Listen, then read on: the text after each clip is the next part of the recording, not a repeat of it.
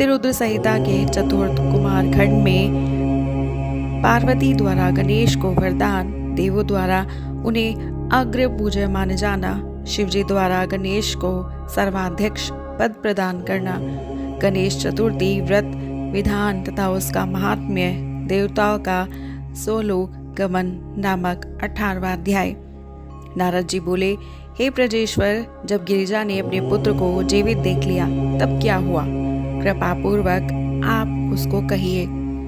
ब्रह्मा जी बोले, हे मुनीश्वर, जब देवी ने देख लिया कि मेरा पुत्र जीवित हो गया, उसके बाद जो हुआ उसे आप सुनिए। मैं उस महान उत्सव को कह रहा हूँ। हे मुने, जब व्याकुलता से रहित तथा विशेष आकृति वाले शिवा पुत्र गजानन जीवित हो गए, तब देवताओं ने उन्हें गणाध्यक्ष के पद पर अभिषिक्त कर दिया।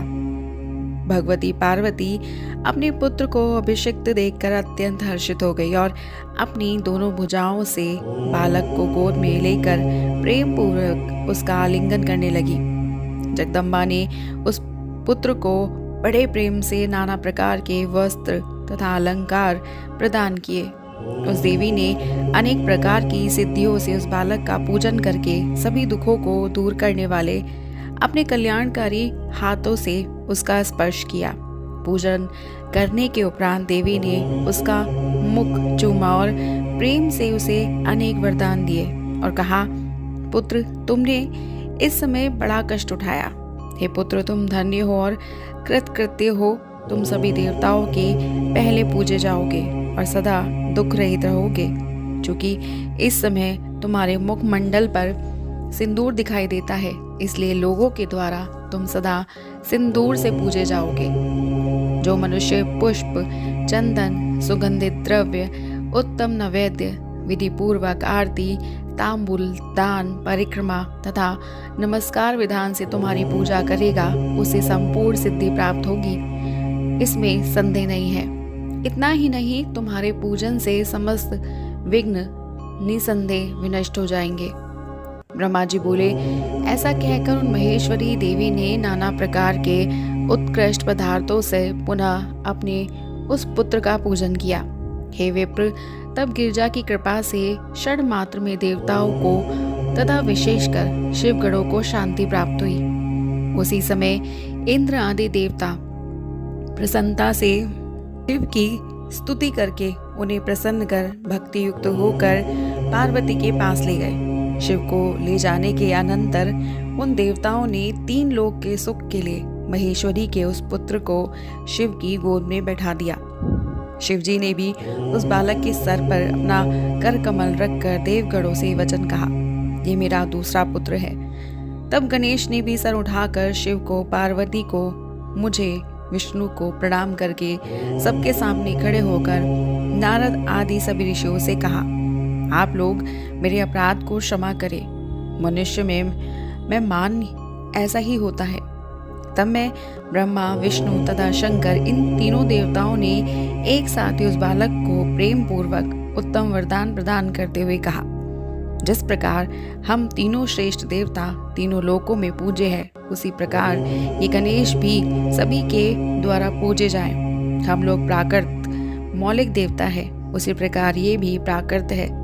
गणेश विघ्नों को हरण करने वाले तथा सभी कामनाओं का फल प्रदान करने वाले हैं। पहले इनकी पूजा करके बाद में मनुष्य हम लोगों की पूजा करे। यदि हम लोगों की पूजा की गई और इनकी पूजा नहीं की गई, और हे देवताओं, यदि कोई इनकी पूजा किए बिना अन्य देवताओं की पूजा करेगा भी, तो उसे पूजा का फल प्राप्त नहीं होगा, इसमें संदेह नहीं है। ब्रह्मा जी बोले, ऐसा कहकर शिवजी ने अनेक प्रकार की वस्तुओं से गणेश जी की पूजा की। उसके बाद विष्णु के द्वारा भी वो पूजित हुए। तदंतर मैंने एवं पार्वती ने उनकी पूजा की और देवगणों ने भी बड़े आदर के साथ उनका पूजन किया। उसी स्थान पर ब्रह्मा, विष्णु एवं शिव ने एक साथ मिलकर पार्वती की प्रसन्नता हेतु उन गणेश को सर्वाध्यक्ष शब्द से संबोधित किया। के बाद शिव ने प्रसन्न मन से गणेश को लोक में सदा सुख देने वाले अनेक वर दिए। शिव जी बोले, हे पार्वती पुत्र, मैं तुम्हारे ऊपर प्रसन्न हूँ, इसमें संदेह नहीं है। मेरे संतुष्ट रहने पर जगत संतुष्ट हो जाता है, कोई भी विरोध नहीं हो सकता। तुम बालक स्वरूप हो और शक्ति के महापराक्रमी एवं परम तेजस्वी पुत्र हो, इसलिए सर्वदा सुखी रहो। हे बालक, विघ्नों के नष्ट करने में तुम्हारा नाम सर्वश्रेष्ठ होगा। आज से तुम मेरे संपूर्ण गणों के अध्यक्ष एवं सबके पूजनीय होगे। इस प्रकार कहकर शंकर ने गणेश को अनेक पूजा विधि बतलाकर उसी क्षण उन्हें अनेक आशीर्वाद दिए। उसके बाद देवताओं एवं अप्सराओं ने प्रसन्न होकर अनेक प्रकार के गीत, वाद्य तथा नृत्य किए। इसके बाद कल्याणकारी महात्मा शंकर ने प्रसन्न होकर उन गणेश को पुनः वरदान दिया। हे गणेश्वर, तुम भाद्रपद मास में कृष्ण पक्ष की चतुर्थी को शुभ चंद्रोदय काल में उत्पन्न हो और रात्रि के प्रथम पहर में गिरजा के चित्त से तुम्हारा रूप आविर्भूत हुआ है, इसलिए उसी दिन तुम्हारा उत्तम व्रत होगा। उसी दिन से आरंभ कर उसी तिथि को सभी सिद्धियों के लिए मनुष्य को प्रसन्नता पूर्वक इस सुंदर व्रत का अनुष्ठान करना चाहिए। एक वर्ष में जब भाद्रपद मास के कृष्ण पक्ष की चतुर्थी तिथि पुनः आए, तब तक वर्ष पर्यंत तुम्हारे व्रत को मेरी आज्ञा से करना चाहिए। जो लोग इस संसार में अनेक प्रकार के आतुल सुख चाहते हैं, वे प्रत्येक चतुर्थी के दिन विधि पूर्वक तुम्हारी पूजा करें। मार्गशीर्ष के महीने में रमा नामक जो चतुर्थी होती है, उस दिन प्रातःकाल स्नान कर व्रत के लिए ब्राह्मणों से निवेदन करें, दुर्वा से पूजन करें तथा उपवास करें। रात्रि का प्रथम पहर उपस्थित होने पर स्नान करके मनुष्य को गणेश का पूजन करना चाहिए। धातु से, मूंगे से, श्वेत अर्क से अथवा मिट्टी से गणेश जी की मूर्ति का निर्माण करके उसकी प्रतिष्ठा कर मनुष्य सावधान होकर नाना प्रकार के दिव्य गंध, चंदन तथा पुष्पों से उनकी पूजा करे। गणेश जी की पूजा के लिए जो दुर्वा हो वो विते 12 अंगुल लंबी की हो और 3 गांठ से युक्त तथा मूल रहित होनी चाहिए।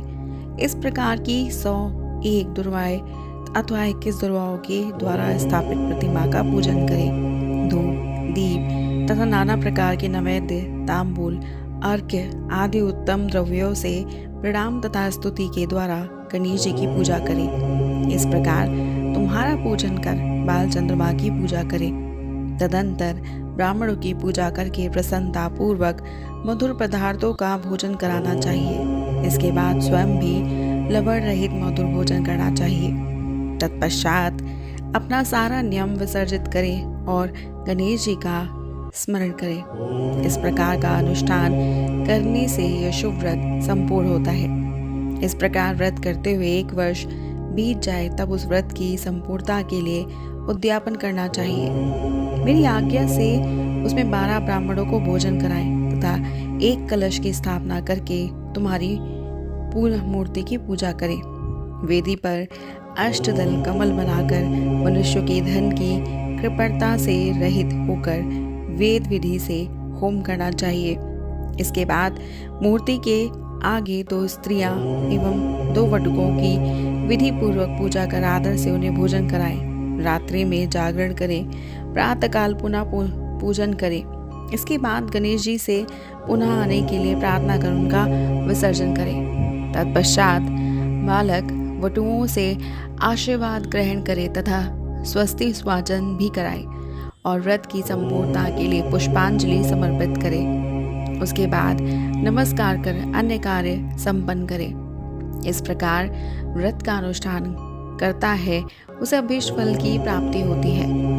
हे गणेश्वर, जो श्रद्धा के साथ नित्य अपनी शक्ति के अनुसार अपनी कामनाओं का फल प्राप्त करने के लिए सिंदूर, चंदन, तंडूल, केतकी के फूल तथा अनेक प्रकार के उपचारों से तुझ गणेश जी की पूजा करेगा, और इस प्रकार जो लोग भी भक्ति पूर्वक अनेक उपचारों से तुम्हारी पूजा करेंगे उनको सदा सिद्धि प्राप्त होगी तथा उनके विघ्नों का नाश हो जाएगा। सभी वर्णों विशेषकर स्त्री जनों को गणेश जी का पूजन अवश्य करना चाहिए।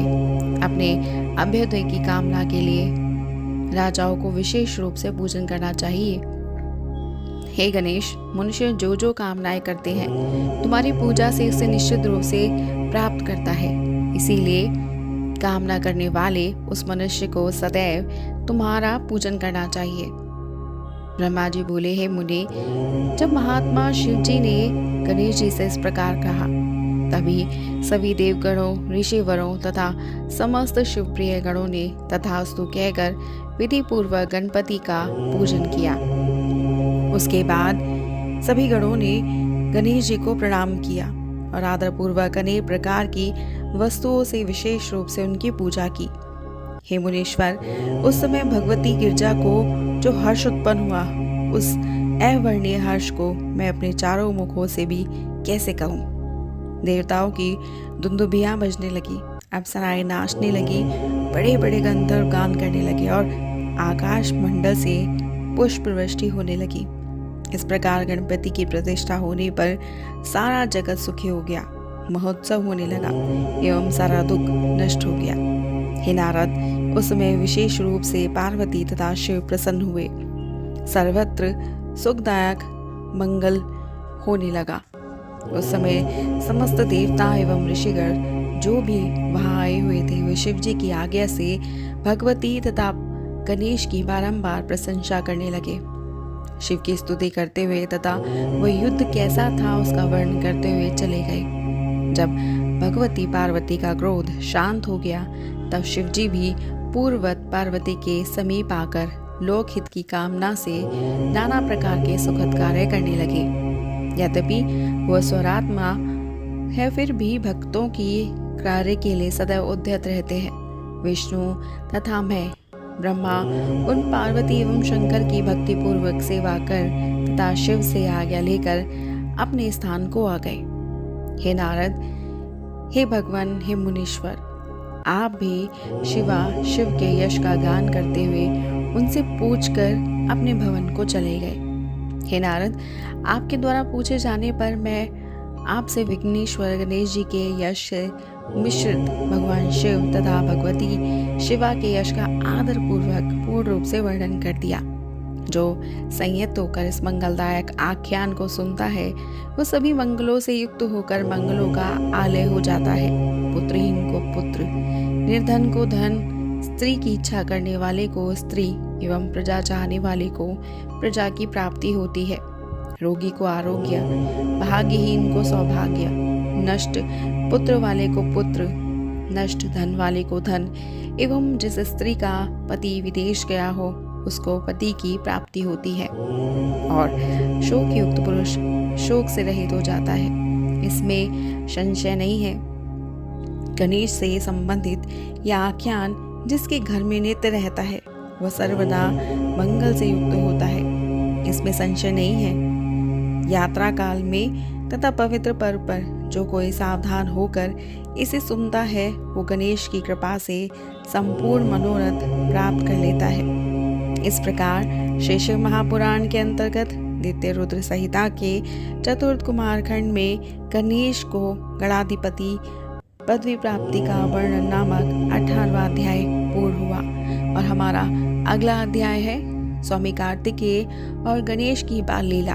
विवाह के समय में उनके विषय में दोनों का परस्पर विवाद, शिवजी द्वारा पृथ्वी परिक्रमा का आदेश, कार्तिक का प्रस्थान, बुद्धिमान गणेश जी का पृथ्वी रूप, माता पिता की परिक्रमा और प्रसन्न शिव द्वारा गणेश के प्रथम विवाह की स्वीकृति नामक 19वां अध्याय।